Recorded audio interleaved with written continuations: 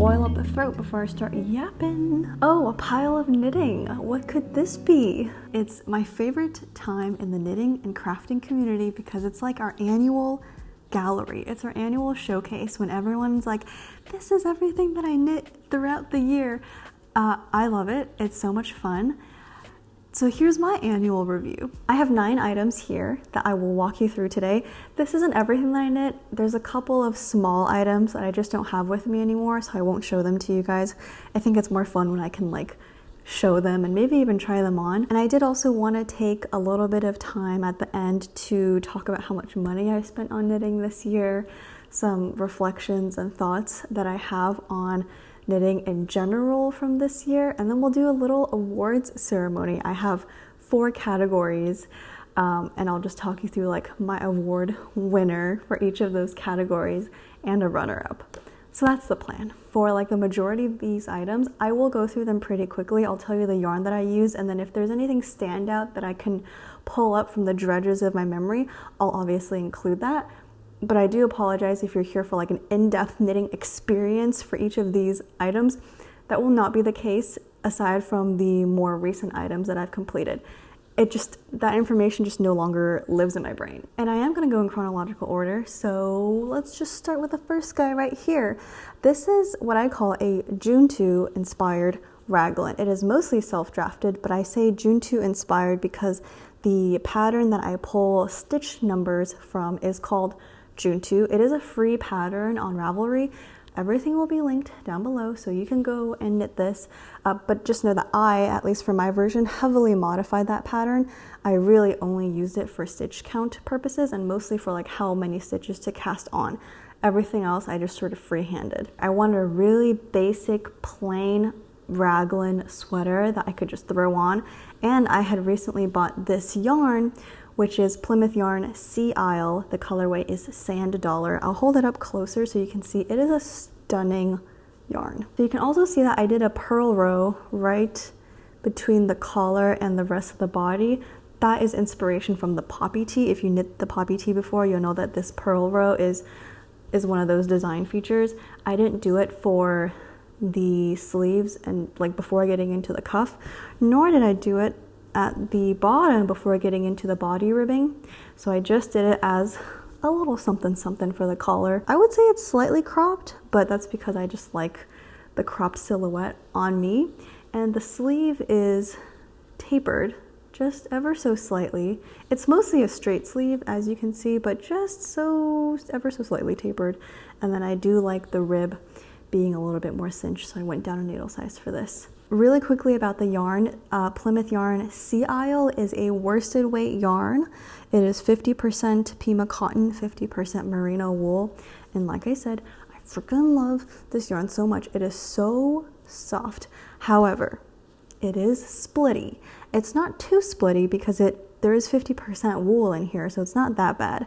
Not as bad as like 100% cotton. When I did have to like tink back or even pick up drop stitches when I was knitting this, I do vividly recall that was a pain in the ass because it was so easy to pick up like half of a stitch because it was splitty. So just keep that in mind. However, it's worth it for me because it's so soft, not itchy against my skin.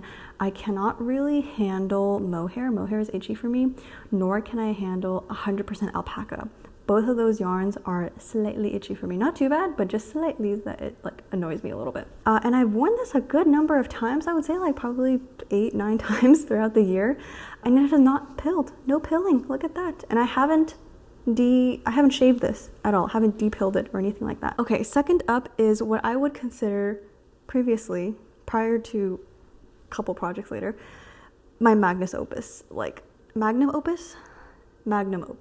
This is a Vienna blouse. It's a pattern by Sandnes Garn. It is 2 yarns held together. It's Sandnes Garn Sunday, which is a fingering weight yarn, held with Tynn silk mohair, also Sandnes Garn. This is definitely a project, like capital P. And you do see that I have it like hung up, which I know it's controversial to hang up your knits because you're not technically supposed to because it'll stretch it out, but I don't know. It's been hanging up in my closet for, I would say, over 6 months, and so far it's looking okay. This is a saddle shoulder, so you can see maybe kind of in the back here, this is a saddle shoulder construction. And then, yeah, knit flat because it is a cardigan pretty much. And the peplum is like you cast on double the amount of stitches essentially with the knit front and back. And it's a slog. That's all I can remember about the process of knitting this, is it was a slog. Okay, third up is my, if I can find, there you go, the neck Smilla sleeves. This is a pattern by Ventzel. It's a cardigan yet again, and it's a very textured cardigan. Look at this. I think this is like a honeycomb sort of cable pattern. You don't need a cable needle for this. It's a pretty simple, like, I think it's a 1x1 cross. And the yarn is Knitting for Olive Heavy Merino in cream. So I just held one strand of the heavy merino all around. I will say this yarn softens up quite a bit after blocking. So in that sense, it's very nice. And I've worn this a couple times. It's very warm. I've also talked about this in previous videos, but I don't love like the rounded shoulder silhouette that this cardigan gives me. It just doesn't really work for my body type, I think. So I don't find myself reaching for this very often. I don't think it's the fault of the pattern, although I will say not a good pattern for beginners. There's some parts that are very confusing and some parts that are wrong, if I remember correctly. But the silhouette is obviously a design feature, and it's not the pattern's fault. It's like meant to look that way. You see it in the sample pictures. I just don't look super good in this rounded silhouette. So I may or may not give this away. I don't know if I'll frog it. Maybe I'll frog it. I don't know. But one of my goals this year was to knit more textured pieces, and I think this piece definitely accomplishes that goal. And I don't regret knitting it. If anything, I learned what silhouette looks better on me. Number 4, the Tendreil sweater by the Knit Purl girl. I'm trying to like do this motion here so you can see the design feature, which is this zigzag pattern in the shoulder area, and I'll put a picture up so that you can see that in better lighting. The yarn I used is Plymouth yarn again, and this time it's Gallway worsted. So it's a worsted weight 100% wool yarn. It is so warm, so thick, and a little bit, dare I say, rustic, because I've worn this a couple of times and it's scratchy even through like an inner layer. I can't really speak to how much this yarn pills upon like with wear, because I've only worn this like 3 to 4 times. It just does not get cold enough in Southern California for me to rock this 100% worsted wool sweater. It's like I get so warm in this. So I mean, right now with the 3 to 4 times that I've worn it, it hasn't pilled, but I don't know. I don't think that I've worn it enough to really be able to speak to that. Okay, now we're on to the Agnete cardigan, which I am currently wearing. I knit this in Zakami yarns, fingering merino. The colorway is ash, held with a strand of Plymouth yarn. Again, dude, this year, the winner in terms of yarn brand has been Plymouth yarns for me. But I held it with Plymouth yarn brushed Suri. I will say I love the brushed Suri a lot. So earlier I mentioned that Mohair is itchy for me, but Suri is not. I'm totally okay with Suri. The only thing is I think Suris are slightly more expensive than Mohairs typically. So that's unfortunate. If I need a lace weight fluffy yarn, I will most likely reach for a Suri. This piece right here took me about 4 months to make, and I really didn't get that distracted during that making process. I just posted a whole vlog of me knitting this. I didn't go too much into depth on like my experience, but it is my first time, or I guess it was my first time knitting brioche, and that was a learning experience. But again, remember the goal for this year was texture, and I would consider this to be a texture. I learned that actually I do like knitting brioche. I will admit it gets really tedious and it's a lot of knitting, but I do enjoy it overall, the process. So I definitely want to make something brioche again. And also, if you can believe it, my first like actually everyday wearable cardigan. I had intended the Smilla sleeves to be that, but the silhouette I didn't love. I've worn this already a lot, and I will say the Suri pills like crazy. I haven't de-pilled it yet, but there's a lot of pilling happening. It is what it is with yarn that is so fuzzy and soft. I'll accept the consequences. Oh, and the pattern is by PetiteKnit, if I didn't mention that in the beginning. Okay, on to another PetiteKnit pattern. It is the Oslo hat Mohair. I haven't actually shown this finished object online. Like, I haven't posted on Instagram. I don't even have a picture for Ravelry. It's just because I haven't I've worn it quite a few times. I just haven't gotten around to taking a picture of me in it. At least like a photogenic picture. I have plenty of ugly pictures of me in this. Not the hat's fault, my fault. But this is made with leftover Sandnes Garn tin silk mohair from the Vienna blouse I was trying to use up, and a strand of Knitting for Olive merino, the fingering weight merino, and the colorway is pomegranate. Can you tell that I love like a red accent piece? I'm not gonna put it on because it'll mess up the clips in my hair right now, but it's cute, it's really warm, and unfortunately because it's mohair, it does get a little bit itchy for me around my forehead, but not unbearably so, and like definitely it's not that cold in California where I have to keep this on 24/7 if I were to go outside. So just in the early morning when I go outside on a walk, getting my morning coffee or going on my evening walk, I put this on. It's really cute. It makes me feel really cute. This had been a whip for me for a year and a half because there is so much stockinette in the round that you're just knitting forever. For whatever reason, I can knit a sweater stockinette body just fine. It feels like I'm making progress, but for whatever reason, this on a 3mm needle, and it's stockinette, so it curls so that you feel like you're not even making that much progress. It was so discouraging. And maybe this is only true for the mohair edition of the Oslo hat. Maybe the regular non-mohair pattern goes by way faster. Just know that this can be a little bit of a slog. Okay, next up is the poppy tee. This is my third poppy tee. Pattern is by PetiteKnit, and I finished this less than a month ago, but I haven't really worn it yet because the yarn is Universal Yarn Bamboo Pop in the colorway Chocolate, and as the name suggests, there is some bamboo in here, there is some cotton in here, I think there's a little bit of wool in here. And I made this primarily as an in-office sort of t-shirt that I can wear. So it's a little bit boxier than my normal, usual poppy tees. This is definitely my most demure poppy tee because it's in this nice corporate appropriate brown. My two other poppy tees, if you've been around or if you remember, one is electric blue and cropped, and the other one is very colorfully tweedy because I used Hedgehog Fibers tweedy, and that one is 100% wool, so also super warm. I love the shoulder construction on the poppy tee. I guess it's like a set-in sleeve, so it's like you increase contiguously. Don't know what the correct phrasing is, but as you're knitting the yoke, you are making increases for both sleeves, so you're kind of doing that continuously. I guess, I don't know. So I will say the yoke is a little bit arduous because you are doing all these increases. But once you're done with the yoke, you pretty much have a sleeve. So, and that's what I love about this project and this pattern, is because if you can get through the yoke, then everything else is so easy breezy. And it just feels, it's such an easy, lovely, versatile, useful pattern. Okay, I'm gonna stop glazing PetiteKnit. She does not need me to do this.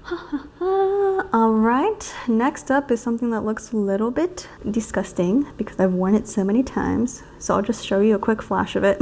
It is my Kigi sock by Yucca Knit.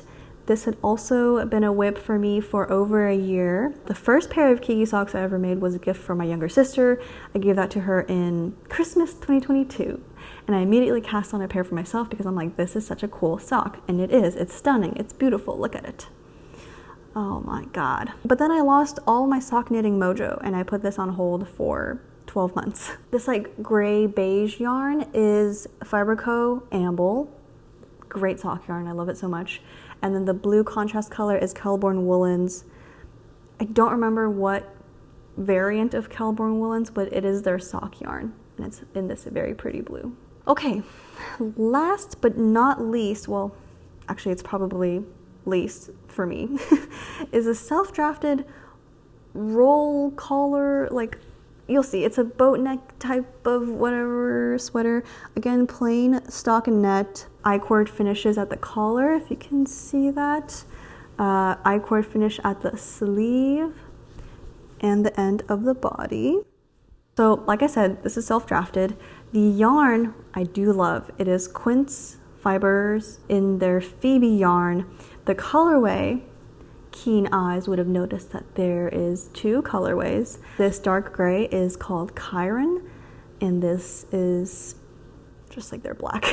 So here's the story with this. I started this piece with the dark gray because I had bought this in Boston in September 2023. And then by the time I decided to return to this piece and finish it in like November 2024, I realized that one, I didn't have enough yarn to finish the sleeve, and I didn't have enough yarn to do the I-cord bind off for the neck, and I didn't have enough yarn. Oh, that's it. So I needed like a third of a ball, like a fourth of a ball probably, which was a bummer. I haven't really been buying yarn this year. We'll get to that in the finance section. But I was like, you know what? I want to finish this piece. So I'm going to bite the bullet and buy the yarn. Bought the yarn. It came. I was like, I know it's like probably different dye lots, but the contrast is pretty significant. And then I was like, wait. I go look at the yarn tag from the original yarns that I bought, which I always keep at least one of the tags, which is very helpful in this case. And then compared it with a new one, and I was like, oh, they're just like, this is just a totally different colorway. And I don't know that they even sell this dark gray anymore because I couldn't find it online. So I was like, well, I still want to finish it and just see what it looks like, because I wasn't even super confident in the shape of this sweater at that point. I didn't love it. It's a little short. It's a little like boxy, but not in like a flattering way. And you guys can tell me if I should keep this or not. My sister says it's fine. Some days I think it's okay. Some days I'm like, this is the ugliest thing I've ever made, and I will rip it apart immediately. That's why the ends are not woven in yet, because I'm so on the edge about whether or not I'm keeping this piece. And if I do decide to keep it, I will have to go down a dyeing journey, because I do have to dye the rest of this black, fully black, to match this segment of the sleeve. So there's just a couple of things for this where my initial expectations are not aligned with the actual end product. So I think that's where I'm feeling a little iffy. But if you guys have opinions on this, leave them below, let me know. So those are most of the things I knit this year that I have available to show you today. The next segment I want to go to is the financial overview / financial breakdown of how much money did I spend on this hobby this year. A little bit of background. I started knitting in October 2022, really heavily got into it last year in 2023, spent a lot of money in 2023. I can give you the number a little bit later. I have it in front of me. And then this year I really pulled back a lot because one, I've accumulated a fairly significant inventory of yarn, given that I'd only been knitting for like a little bit over a year, and I had a pretty significant number of patterns as well. I was a little bit tired of all of the knitting content that I had been consuming in the entire year of 2023, so I felt like I needed to pull back a little bit, and I needed to slow down the spending, and I needed to be more intentional with what I spend money on, what I buy, what I make, things like that.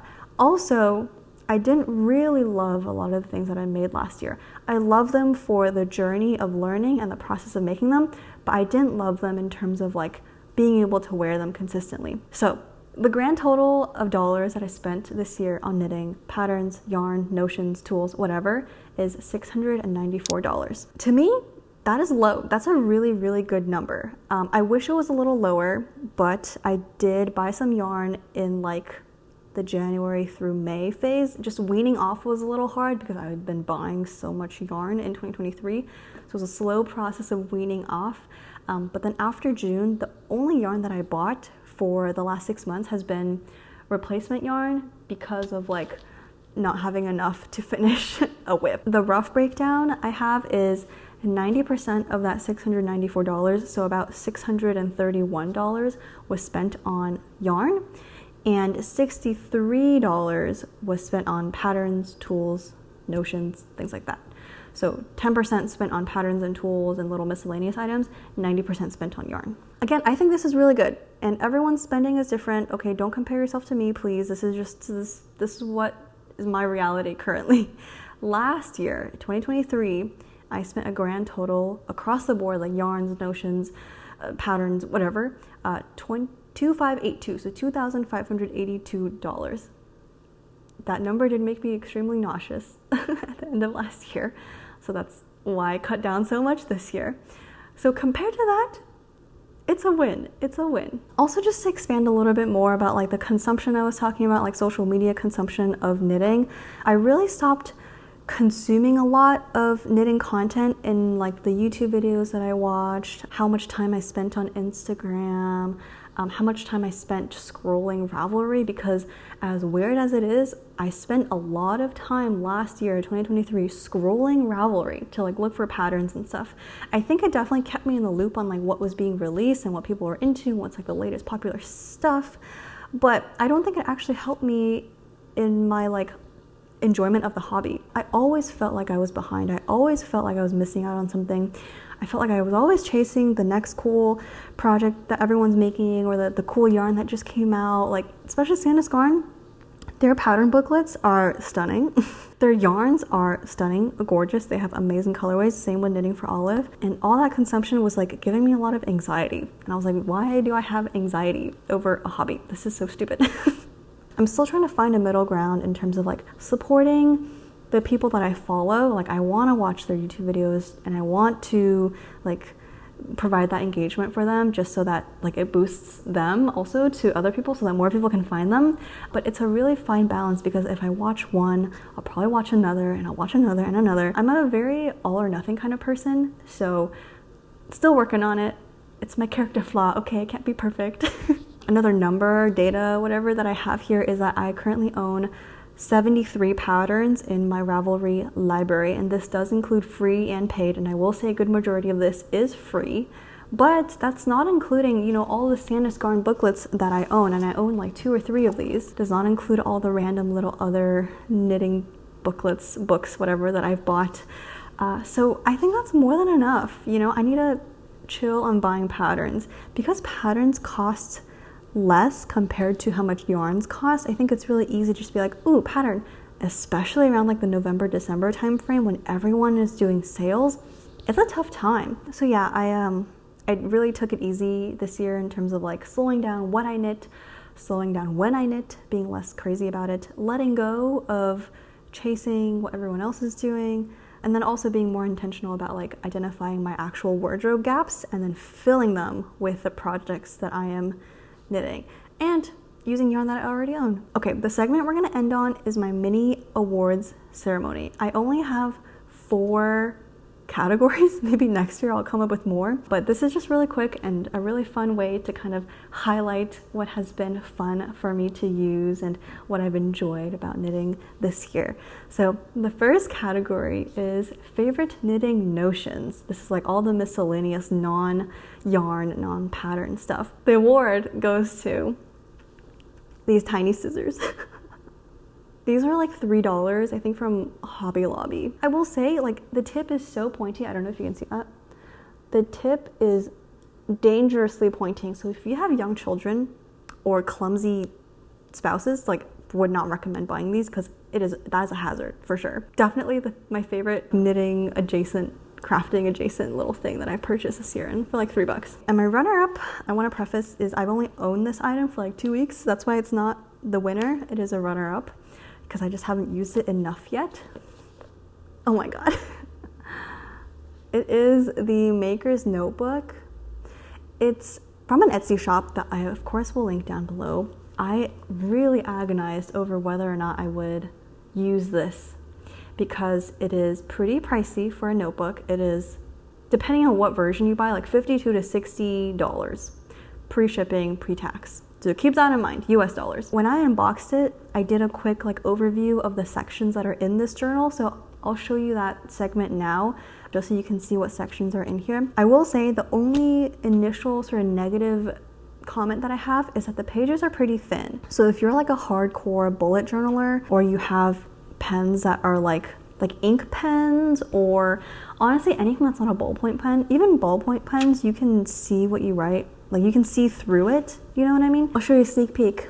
I've been working on the Amy slipover, so you can see the notes that I've been taking, quick thoughts about the yarn, and I have modified it just a teeny bit, so notes about like the modifications that I make, so I can put these into Ravelry and like hopefully help people who want to make or recreate the exact way that I've done it, just because Ravelry notes are really helpful for me, like from other folks, and I want to be able to contribute to the community like that. So that's my runner-up. The next category is favorite yarn that I've used this year, and this is maybe like a bit of a letdown because the winner that I've selected is not a yarn that I've used in any of the projects that I've showed you. Like, it's being used right now in a whip, but listen, I can't lie. The yarn is Rowan's Felted Tweed.